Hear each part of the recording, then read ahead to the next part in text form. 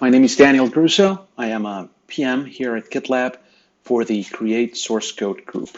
And today I want to share with you the kickoff for our 13.1 release, which will be released on June 22nd of 2020. So let's get right into it. The first couple of things that we're going to work on are things that we started working on 13.0, and we're going to get them over the line in 13.1. The first one of those things being support for multiple code owner sections. So code owners is great because it allows you to specify rules that can be applied based on the path where your files live. And that is really great. But when we have large teams or enterprise teams where we have multiple teams looking after the same parts of the code, then it is not possible to have multiple parties be responsible for the same parts of the code, as we can only enforce one rule or one match for each one of those paths. So what this feature will allow us to do is that it will allow us to create basically what we're calling code owner section. So for example, you can create one section for one part of your team and specify files or paths and the responsible parties. And you can create a different section that will basically allow to look after a common part of the code. In this example, both the GL docs and the GL database groups can look after the readme.md file. And just as we can do it for files, we can do it for paths as well. So this is really great because it will allow teams to collaborate better, and it will allow for multiple ownership of common parts of the code. And based on the sections, the very next thing that we want to do with code owners is we want to show you the section name in merge request approvals. So if you have two groups that are approvers of the same path, we'll show you the path along with the users that are in the code owners file, and we'll show you the name of the section for that specific group in the code owners file. So for example, if in the code owners file you define a documentation section, we'll show you the section name right there on the merge request approval, and that'll make it clear kind of who the players involved in this approval are. So very excited about this one.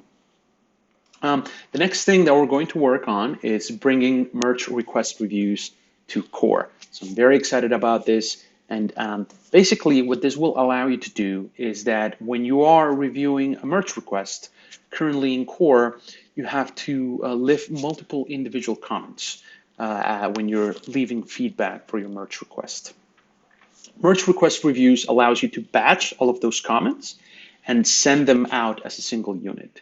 And this is really powerful because currently, if in core I am leaving multiple comments on a merge request, those may be addressed before I'm finished with my review. Things may change. So it's really useful that all of that feedback is sent out to the author as a unit. And we're very excited to bring this to core, and it aligns very well with our pricing model, which we think this is a feature that is very useful for individual developers. So we're very excited to bring this to core. Next thing that we're going to work on is making merge rep diffs the default comparison mode. So as you know, in a previous iteration, we added a new diff mode that allows you to compare between the latest version and master. And this is very useful, for example, to compare when in situations where when you have merged the target branch into the source branch, and then your diff kind of becomes quite messy. This view is very helpful to make things clearer. And in this iteration, what we want to do is make that the default view and hopefully bring a lot more clarity to your diffs when that has been the case. So very excited about this one as well. And the last thing that we're going to work on is on simplifying the code intelligence setup for GitLab native code intelligence. This is a really great feature that we're working on 13.1, and will basically allow you to easily set up a job in your GitLab CI.YAML file, which will specify an else if report. And once you have that, hovering over objects in your code will give you all the available code intelligence actions. And this is really cool, as we know that code intelligence plays an important part in the code review process. So for example, if you're reviewing a merge request with new code, you're going to have those code intelligence options right there in that code. And it basically will allow you to gain a better understanding of the code that's being written. And ultimately, that will result in better quality and better understanding within teams. So we're very excited about this feature, and we're hoping to enable it by default for everyone as part of 13.1. So very exciting stuff in this release. As always, your feedback is always encouraged. Please feel free to reach out if you want to chat about further to any of these features. So thank you very much, and see you in the next one.